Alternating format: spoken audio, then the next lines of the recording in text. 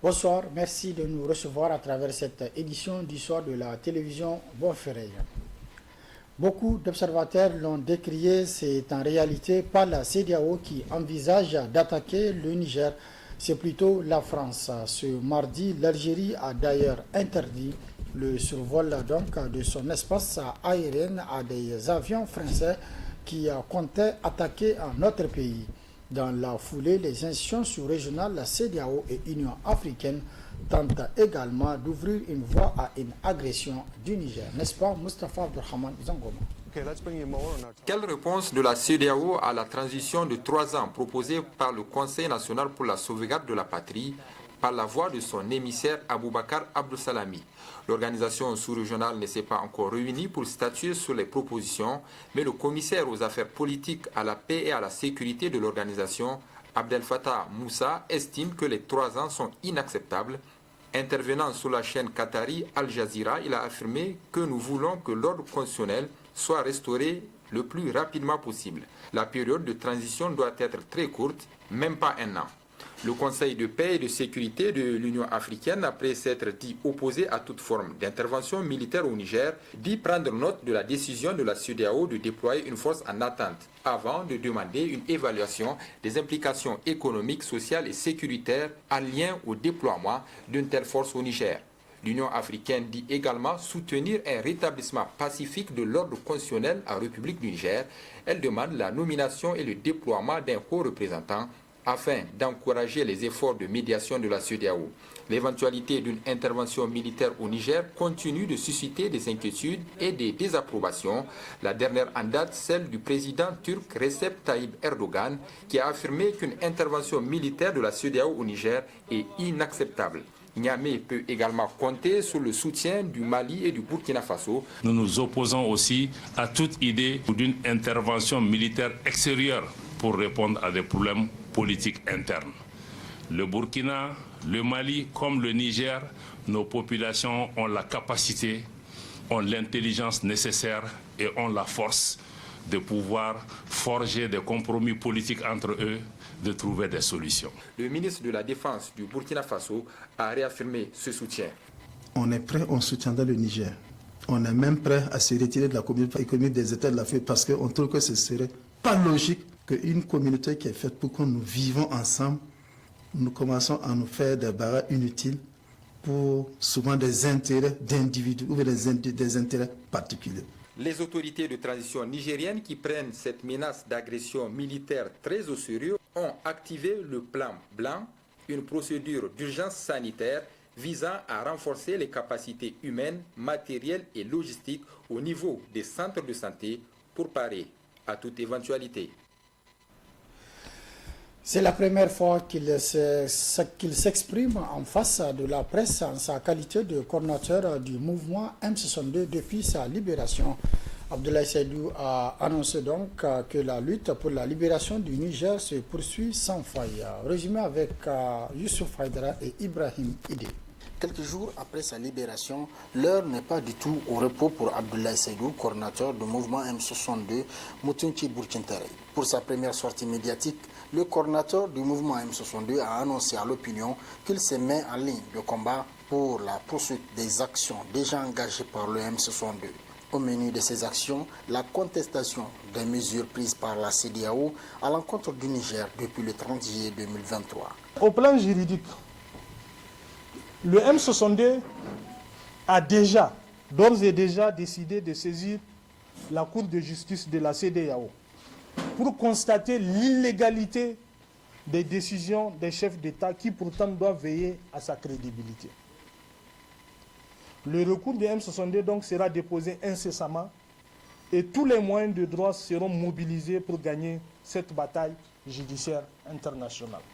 Les M62 demandent également à l'État du Niger de s'occuper du recours devant la Cour de justice de l'UEMOA pour démanteler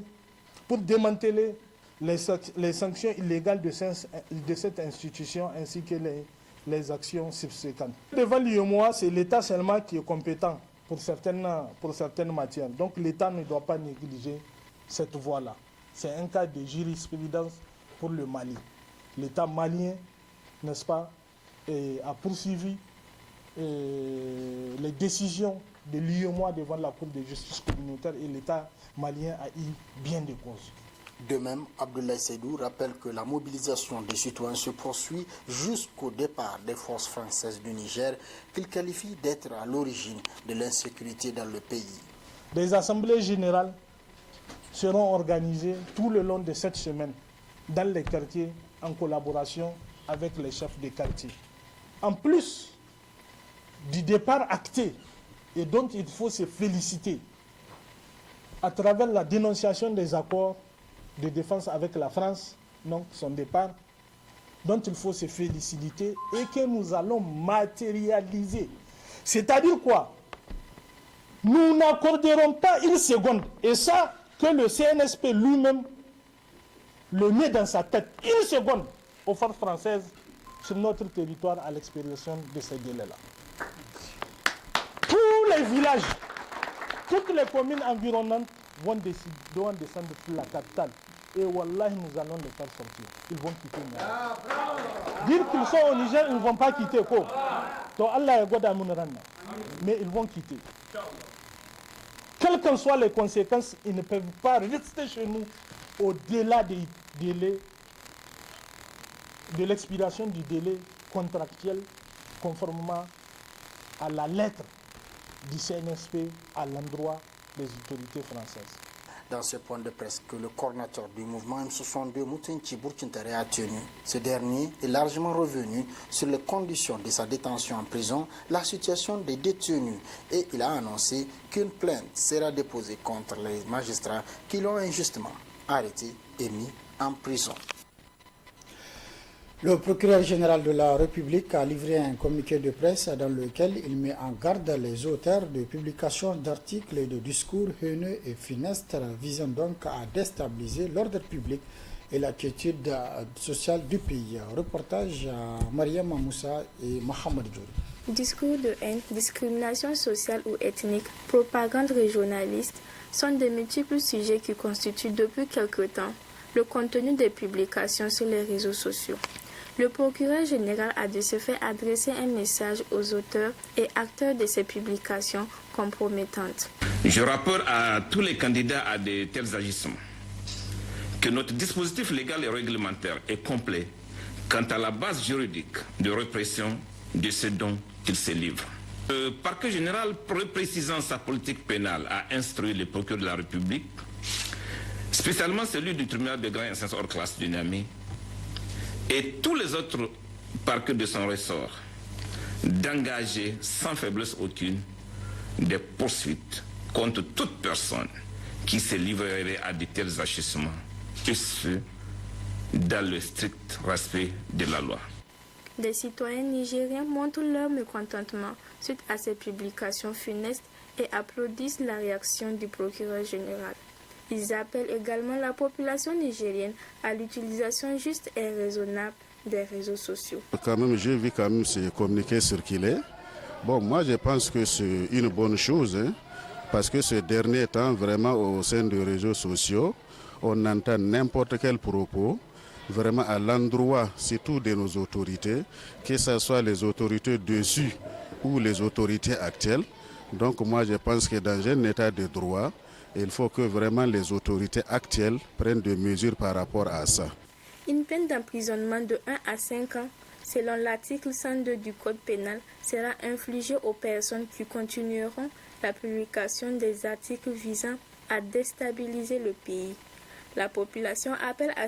Parce que les gens font ce qu'ils veulent et divulguent des fausses informations à l'encontre de qui ils veulent, mais jamais le grand public n'est au courant des sanctions entreprises à l'encontre de ces personnes-là. L'espoir que j'ai cette fois-ci, je pense que nous allons en découdre avec des pratiques pareilles. Venir pour un procureur de la République, dénoncer des choses, et après que ça se répète, je crois que ce n'est pas bon.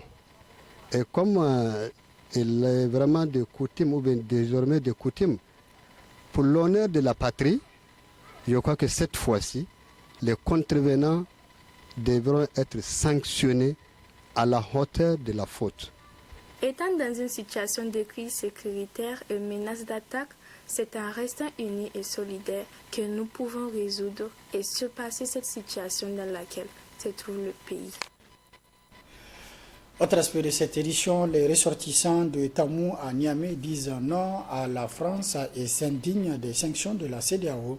Ils ont aussi apporté leur soutien au CNSP tout en demandant aux Nigériens de rester debout et engagés pour la défense de la patrie. Résumé de cette déclaration avec Mohamed Elfa et Mohamed Djouri.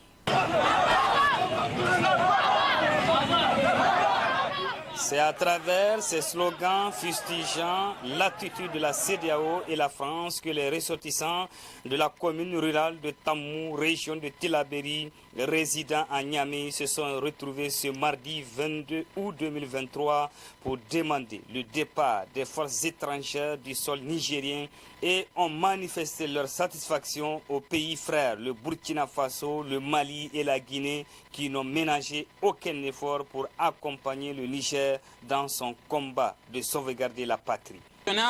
Condamnons avec véhémence les abus et ingérences impérialistes dans la vie politique interne de notre pays, particulièrement par la France.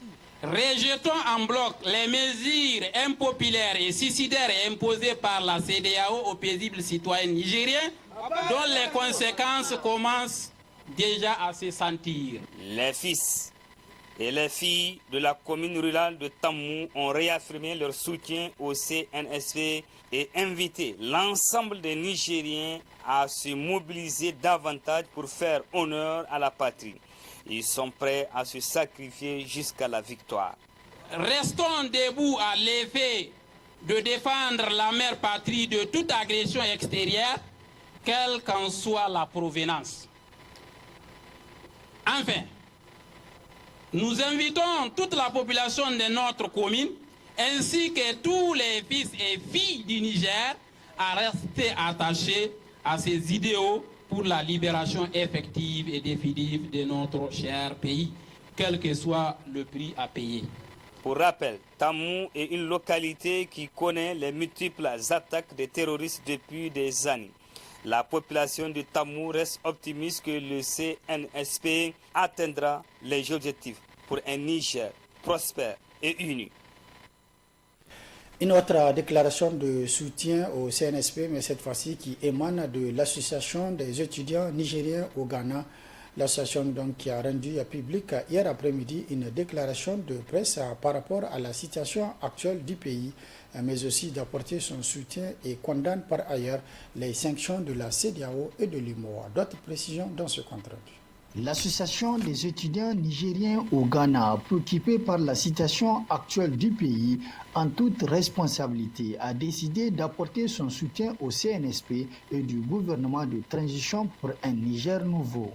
Nous, le Young Youth Association of Nigeria in Ghana, décidons ensemble d'apporter un soutien indéfectible au Conseil national pour la sauvegarde de la patrie, CNSP. Les coups d'État, où qu'ils soient, sont détestables. Mais l'abus de la grandeur, c'est quand elle dissocie le remords du pouvoir. En effet, la démocratie reste et demeure le pouvoir du peuple, par le peuple et pour le peuple, par sa définition. Mais cette dernière a montré ses limites. Les étudiants nigériens au Ghana fustigent et condamnent les sanctions de la CEDEAO. Cependant, les sanctions vulgaires et cyniques de la CEDEAO ne sont pas pensées dans une recherche de solution, mais pour nous mettre à genoux et nous humilier. Le Niger et son peuple laborieux n'accepteront jamais cela.